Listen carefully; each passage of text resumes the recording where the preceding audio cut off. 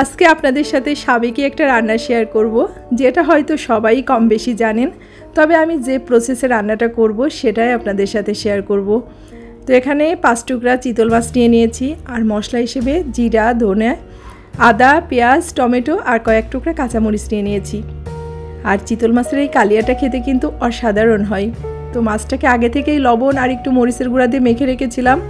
এখন যেহেতু মাছটাকে একটু ভাজবো, তাই হলুদের গুঁড়া মেখে নিলাম।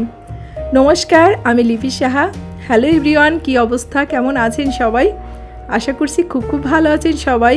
আমরাও ভালো আছি আপনাদের আশীর্বাদে, ঈশ্বরের কৃপায়। আর আপনারা যেখান থেকে আমার ভিডিওটা দেখছেন সবাইকে অনেক অনেক ওয়েলকাম। আশা করছি ভিডিওটা ভালো লাগবে আপনাদের। তো এদিকে মাছটাকে হলুদ দিয়ে এই যে সাদা তেলে একটু ভেজে নিচ্ছি। আর চিতল মাছের ক্ষেত্রে একটু হালকা করেই ভাজবো, খুব একটা লাল লাল করব না, যেহেতু মাছটা নরমই থাকে আর পেটির মাছ তো প্রচুর তেল থাকে কিন্তু। তো এদিকে আমার এই মাছ দুইটা ভাজা হয়ে গেছে, আর বাকি যে মাছগুলো আছে সেগুলোকেও ভেজে নেব।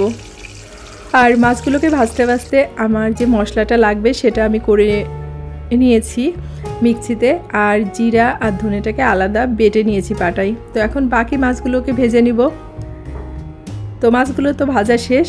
আর এই যে 2টা পেঁয়াজ এখানে হচ্ছে গ্রেট করে রেখেছিলাম। এটা কিন্তু পেঁয়াজ কুচি না, পেঁয়াজ গ্রেট করে রাখলে পেঁয়াজটা কিন্তু ভাজাটাও তাড়াতাড়ি হয়। আবার এটা কিন্তু একদম বেটে দিলে যেমন ঝোলের সাথে ঘন হয়ে যায় পেঁয়াজটা, ঠিক মানে সেমনটাই হয়। এই পেঁয়াজগুলো না তাকিয়ে থাকে না। তো পেঁয়াজটাকে হালকা করে ভেজে নিয়েছি, আর এই যে মশলাটাকে ব্লেন্ড করে রেখেছিলাম, এখন মশলাটাকে দিয়ে দিলাম। আর এই মশলাটা কষানোর ক্ষেত্রে অবশ্যই চুলার জালটাকে কম দিয়ে আস্তে আস্তে করে কষাতে হবে। তাড়াহুড়া করতে গেলে কিন্তু রান্না নষ্ট হয়ে যায়। এটা আমার প্রথম হতো যখন আমি প্রথম রান্নাটা শুরু করেছিলাম। তো এখন বুঝে সব কিছুই এখন ঠিকঠাকভাবে করার চেষ্টা করি, বা হয়ও। তো এদিকে জিরে আর ধনেটা আলাদা বেটে রেখেছিলাম, সেটাকে দিয়ে দিলাম। আর একটু হলুদের গুঁড়া দিলাম, আর একটু মরিচের গুঁড়া দিলাম। তো মরিচের গুঁড়াটা অল্প পরিমাণেই দিলাম, যেহেতু কাঁচামরিচ দিয়েছি কয়েকটা। আর এবার কাঁচামরিচগুলো এনেছে প্রচুর ঝাল, তবে বড় মাছগুলো কিন্তু একটু ঝাল ঝাল খেতেই বেশি ভালো লাগে। তো এর মধ্যে হচ্ছে ব্লেন্ডারে ধুয়ে জলটা দিয়ে দিলাম। তারপর আস্তে আস্তে জল দিয়ে মশলাটাকে ভালো করে কষিয়ে নিয়েছি। এই যে আপনারা দেখেই বুঝতে পারছেন তেলটা পুরো ছেড়ে দিয়েছে। আর একটুখানি কষাতে হবে মশলাটা।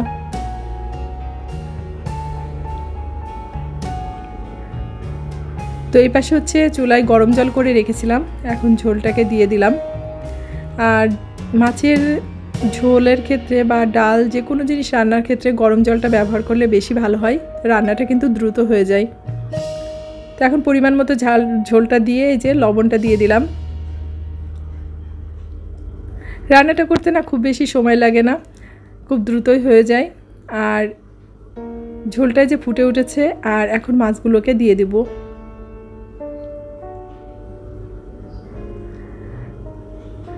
তবে এ পর্যায়ে কেউ ইচ্ছা করলে ধনেপাতা দিতে পারেন। আমি যেহেতু ধনেপাতাটা পছন্দ করি না মাছের সাথে, মানে আমাদের বাসায় কেউ ধনেপাতাটা পছন্দ করে না, তাই আমি আর কি ধনেপাতাটা দেইনি।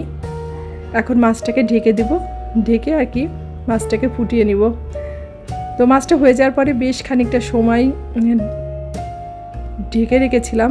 আসলে ঢেকে রাখলে কী হয়, মাছের উপরে তেলটা ভেসে ওঠে, সেটা দেখতে ভালো লাগে কিন্তু। তো এদিকে মাছটা তো হয়ে গেছে, আর মাছটা খেতে কিন্তু অসাধারণ হয়েছিল। তো আজকের ভিডিওটা এ পর্যন্তই। যদি ভালো লেগে থাকে অবশ্যই লাইক, কমেন্ট, শেয়ার করবেন। আর সবাই ভালো থাকবেন, সুস্থ থাকবেন, অবশ্যই সাবধানে থাকবেন। আপনাদের সাথে দেখা হচ্ছে নেক্সট ভিডিওতে।